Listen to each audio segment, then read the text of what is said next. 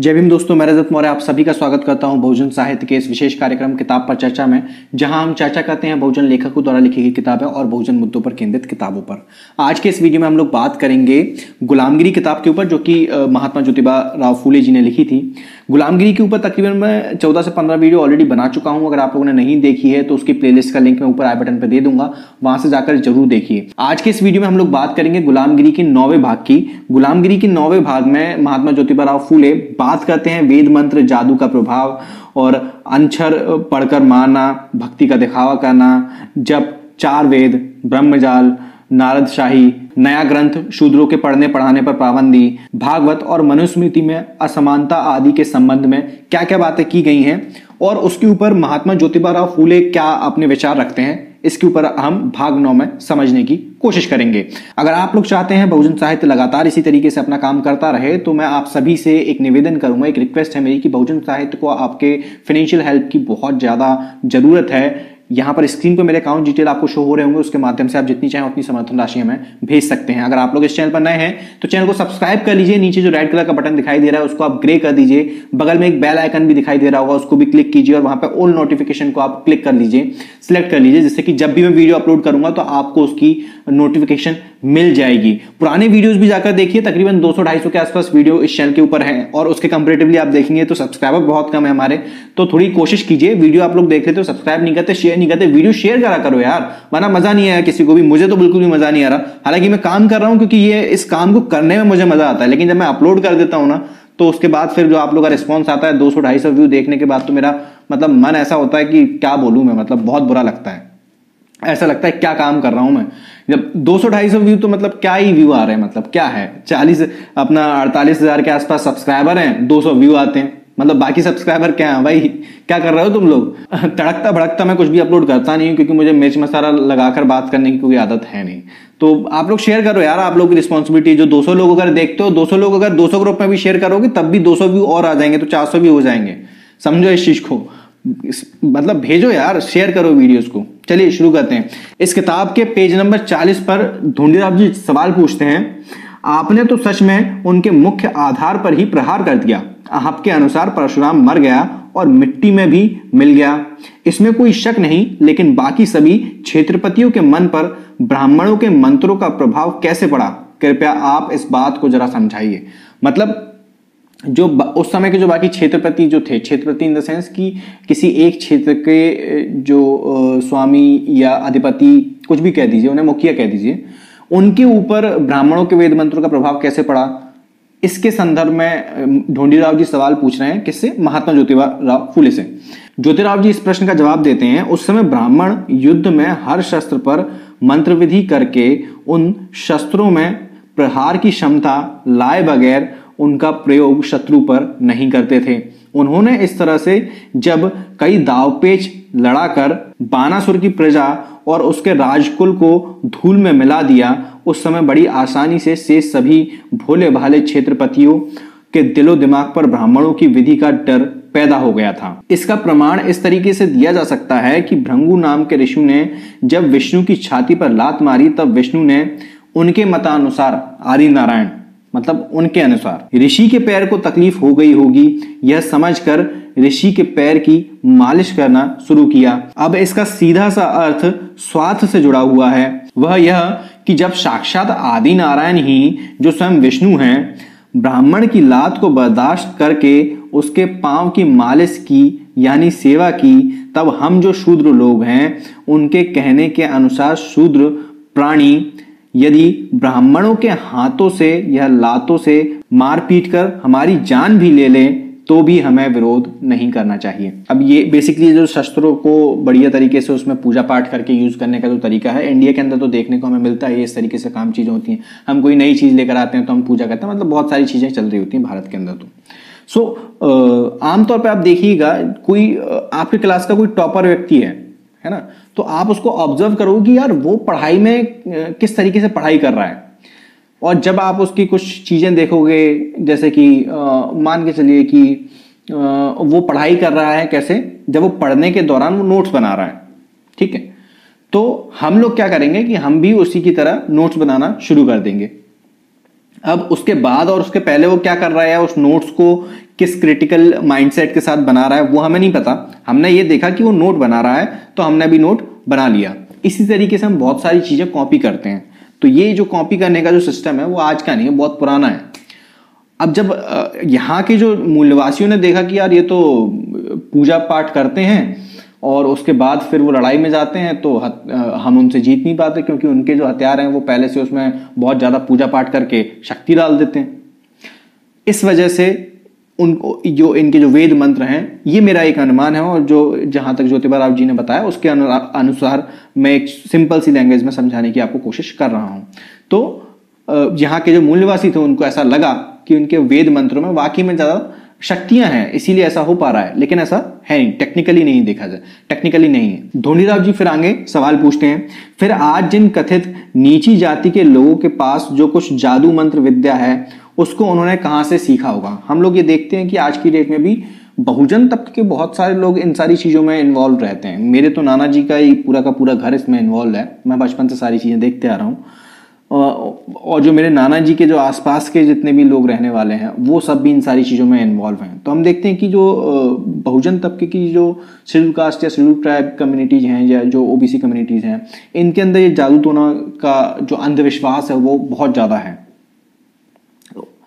ज्योतिराव जी आगे जवाब देते हैं, आजकल के लोगों के पास जो अंछर पढ़ने की बंगाल की मोहिनी, ज्योतिराव जी जवाब देते हैं, आज के लोगों के पास जो कुछ अंछर पढ़ने की बंगाल की मोहिनी विद्या है उसको उन्होंने केवल वेदों के जादू मंत्र विद्या से नहीं लिया होगा, ऐसा कोई भी नहीं कह सकता, क्योंकि अब उसमें बहुत परिवर्तन हो गया है, बहुत शब्दों के उच्चारण का अपभ्रंश हुआ है, फिर भी उसके अधिकांश मंत्रों और तंत्रों में ओम नमो, ओम नमः, ओम ही नमः आदि वेद मंत्रों के वाक्यों की भरमार है। इससे यह प्रमाणित होता है कि ब्राह्मणों के मूल पूर्वजों ने इस देश में आने के बाद बंगाल में सबसे पहले अपनी बस्ती बसाई होगी, उसके बाद उनकी जादू मंत्री विद्या वहां से चारों ओर फैली होगी, इसलिए इस विद्या का नाम बंगाली विद्या पड़ा होगा। इतना ही नहीं बल्कि आर्यों के पूर्वज आज के अनपढ़ लोगों की तरह अलौकिक चमत्कार शक्ति का प्रदर्शन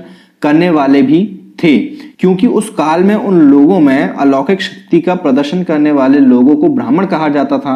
ब्राह्मण पुरोहित लोग सोमरस नाम की शराब पीते थे और शराब के नशे में बड़बड़ाते हुए कहते थे कि हम लोगों के साथ ईश्वर परमात्मा देव बात करता है। ये जो सोमरस जो है ना, ये एक दारू है। डॉक्टर सुरेंद्र कुमार शर्मा अज्ञात लिखते हैं कि ब्राह्मण जो लोग थे वो इतने ज्यादा धूर्त थे कि उन्होंने दारू के नाम को ही देवता के नाम से वो कर दिया, प्रख्यात कर दिया, और फिर बाद में उसकी पूजा की जाने लगी।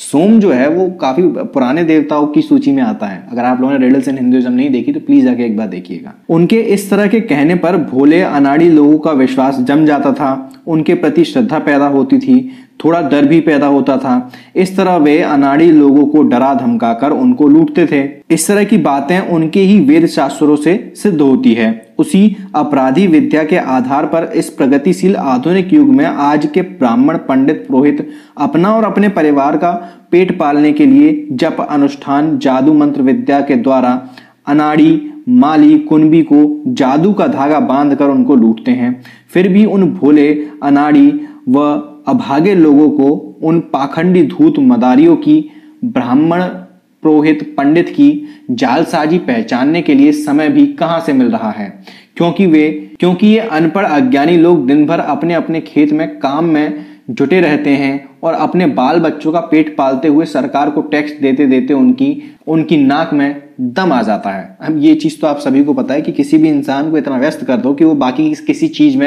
किसी चीज पर ऊपर ध्यान ही ना दे पाए, वो सिर्फ अपने दाल रोटी और पेट पूजा में ही लगा रहे, अपने बाल बच्चों को बस खाना ही खिला दे, वो उसकी इतनी ही इच्छा रहे कि वो खाना ही खिला दे। तो जब कोई भी व्यक्ति जब इतना मजबूर हो जाता है तो बाकी इधर उधर की चीजों की तरफ उसका ध्यान नहीं जाता। तो जो बहुजन तबका जो है और उसके ऊपर जो इतने हजारों सालों से गुलामी ला दी गई है वो इसी तरीके से ला दी गई है। सिर्फ यही तरीका नहीं है, इसके अलावा बहुत सारे तरीके इस्तेमाल किए गए होंगे, लेकिन ये भी एक मुख्य तरीका रहा होगा, ऐसा मेरा अनुमान है। ढोंडीराव जी आगे सवाल पूछते हैं, मतलब जो ब्राह्मण यह सेखी बघाड़ते हैं कि ब्रह्मा के मुंह से 4 वेद निकले हैं वे स्वयंभू हैं, उनके कहने में और आपके कहने में कोई तालमेल नहीं है। ज्योतिराव जी आगे जवाब देते हैं, तात इन ब्राह्मणों का ऐसा करना पूरी तरह से झूठ है, क्योंकि यदि उनका कहना सही मान लिया जाए तो ब्रह्मा के मरने के बाद ब्राह्मणों के कई ब्रह्म ऋषियों या देव ऋषियों द्वारा रचे गए सूक्त ब्रह्मा के मुंह से स्वयंभू निकलते हुए वेदों में क्यों मिलते हैं। उसी प्रकार 4 वेदों की रचना एक ही कर्ता द्वारा एक ही समय में हुई है, यह बात भी सिद्ध नहीं होती। इस तरह का विचार कई यूरोपीय परोपकारी लेखकों ग्रंथकारों ने सिद्ध कर दिया है। रिडल्स इन हिंदुइज्म की अगर आपने सीरीज नहीं फॉलो कर रहे हो तो उसको फॉलो करिए, जरूर कीजिए, और वो उस सीरीज को शेयर भी कीजिए। वेदों के ऊपर उसमें मैंने तकरीबन नहीं तो 8 से 10 वीडियो बनाए हैं, देखिए जाके, समझिए कि वेदों की उत्पत्ति के ऊपर किस तरीके से जाल बुना गया है, इनके ही धर्मशास्त्र किस तरीके से कॉन्ट्रैक्ट करते हैं, तो इस चीज को समझिए। और उस समय ज्योतिराव जी भी अपने तर्क में ये बात बोल रहे हैं कि भाई एक ही समय पर 4 वेद कैसे लिख सकता है कोई, मान लिया कि लिख लिए होंगे, लेकिन एक ही समय पर कैसे लिख लिए 4, वो भी इतने मोटे मोटे। और फिर जो बाद में जो तुम्हारे देव ऋषि हुए, जो ब्रह्म ऋषि हुए, वो भी जाके फिर वेदों से कैसे मिलती हैं उनकी बातें फिर जाके। धोनीराव जी फिर आगे सवाल पूछते हैं, तात फिर ब्राह्मण पंडितों ने यह ब्रह्म घोटाला कब किया। ज्योतिराव जी आगे जवाब देते हैं, ब्रह्मा के मरने के बाद कई ब्रह्म ऋषियों ने ब्रह्मा के लेख को 3 हिस्सों में विभाजित किया, मतलब उन्होंने उनके 3 वेद बनाए। फिर उन 3 वेदों में भी कई प्रकार की चालाकी पूर्ण हेराफेरी की। उनको पहले की जो कुछ गलत सलत व्यर्थ की बातें मालूम थीं, उस पर उन्होंने उसी रंग ढंग की कविताएं रचकर उनका एक नया 4था वेद बना दिया। इस काल में परशुराम ने युद्ध में बानासुर की प्रजा को बेरहमी से धूल चटाई थी, इसीलिए स्वाभाविक रूप से ब्राह्मण पुरोहितों के वेद मंत्रों का प्रभाव अन्य सभी क्षेत्रपतियों के मन मस्तिष्क पर पड़ा। यही मौका देखकर नारद, जो हिजड़ों की तरह औरतों में ही अक्सर बैठता उठता था, उसने रामचंद्र और रावण, कृष्ण और कंस तथा कौरव और पांडव आदि सभी भोले भाले क्षेत्रपतियों के घर में रात दिन चक्कर लगाना शुरू कर दिया। उसने उनके बीवी बच्चों को भी अपने इकतारे वीणा से आकर्षित किया, तो कभी इकतारे के तार को तुन तुन बजाकर और उनके सामने थई थई नाचते हुए तालियां बजाकर आकर्षित किया। इस तरह का स्वांग रचकर और इन क्षेत्रपतियों को उनके परिवारों को ज्ञान का उपदेश देने का दिखावा करके अंदर ही अंदर उनमें एक दूसरे की चुंगलियां कर झगड़े करवा दिए और सभी ब्राह्मण पुरोहितों को उसने आजाद कर दिया।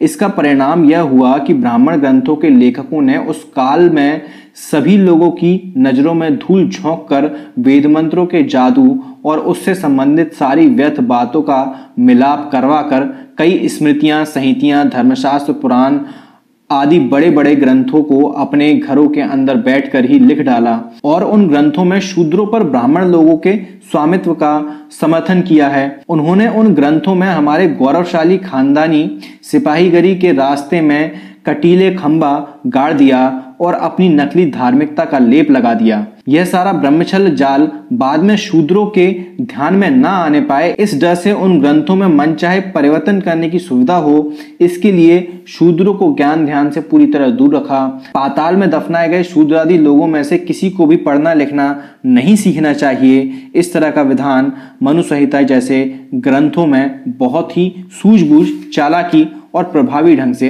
लिखा है। ढोंडीराव जी आगे सवाल पूछते हैं, तात क्या भागवत भी उसी समय में लिखा गया होगा। ज्योतिराव जी जवाब देते हैं, यदि भागवत उसी समय लिखा गया होता तो उसके बाद हुए अर्जुन के जन्मजय नाम के पड़पोते की हकीकत उसमें नहीं आई होती। ढोंडीराव जी फिर एक सवाल पूछते हैं, तात आपका कहना सही है, क्योंकि भागवत में कई पुरातन कल्पित व्यर्थ की पुनर्कथाएं ऐसी मिलती हैं कि उससे इसप नीति 1000 गुना अच्छी है, यह मानना पड़ेगा। इसप नीति में बच्चों के दिलो दिमाग को भ्रष्ट करने वाली एक भी बात नहीं मिलेगी। आगे ज्योतिराव जी जवाब देते हैं, उसी तरह मनुस्मृति भी भागवत के बाद लिखी गई होगी, यह सिद्ध किया जा सकता है। ये सारी चीजें आप पब्लिक डोमेन में अवेलेबल हैं। अगर आप बहुजन स्कॉलर्स को पढ़ते हैं, सुनते हैं, समझते हैं तो आपको पता होगा, क्योंकि संस्कृति जब बाद में आई है, प्राकृत और पाली भाषा के बाद में संस्कृत का उदय होता है, तो जाहिर सी बात है कि सारे ग्रंथ भी बाद में ही लिखे गए हैं। ढोंडीराव जी आगे एक सवाल पूछते हैं, तात इसका मतलब यह कैसे होगा कि मनुस्मृति भागवत के बाद में लिखी गई होगी। ज्योतिराव जी जवाब देते हैं, आज की डेट में तो हमारे पास बहुत सारे लिंग्विस्टिक हैं, बहुत सारे पुरातन विशेष हैं, बहुत सारे आर्कोलॉजिकल एविडेंसेस भी हैं, लेकिन उस समय ज्योतिराव जी क्या जवाब देते हैं, ये सुनिए। ज्योतिराव जी आगे जवाब देते हैं, क्योंकि भागवत में वशिष्ठ ने इस तरह की शपथ ली है कि मैंने हत्या नहीं की है। सुदामन राजा के सामने शपथ लेने की मनु ने अपने ग्रंथ के 8वें अध्याय के 110वें श्लोक में कैसे ली है, उसी प्रकार विश्वामित्र ने आपातकाल में कुत्तों का मांस खाने के संबंध में जो कहा है, उसी ग्रंथ के 10वें अध्याय के 108वें श्लोक में क्यों लिखा है। इसके अलावा भी मनु संहिता में कई असंगत बातें मिलती हैं। अब यहां पर महात्मा ज्योतिबा राव फूले जो हैं वो भगवत गीता और मनुस्मृति का कंपैरेटिवली अध्ययन करके और फिर वहां पर अपने तर्क दे रहे हैं, तो इस चीज को हमें समझना पड़ेगा। किताब खरीदने का लिंक आपको नीचे डिस्क्रिप्शन बॉक्स में मिलेगा। नहीं खरीदना चाहते हैं तो फ्री में डाउनलोड कर सकते हैं। डाउनलोड भी नहीं करना चाहते हैं तो ये वीडियो डेली एक वीडियो देखेंगे, तब भी आप गुलामगिरी को अच्छे से समझ पाएंगे, सुन पाएंगे। उम्मीद करता हूं वीडियो आप लोगों को अच्छा लगा होगा। आपकी अपनी प्रतिक्रिया नीचे कमेंट बॉक्स में जरूर दीजिएगा। मैं रजत मौर्य मिलता हूं आपसे अगले वीडियो में फिर किसी किताब के साथ। तब तक अपना और अपनों का ध्यान रखें, पढ़ने की आदत को विकसित करें, क्योंकि पढ़ेगा इंडिया तभी तो बढ़ेगा इंडिया। जय भीम, जय भारत, जय संविधान, जय जोहार।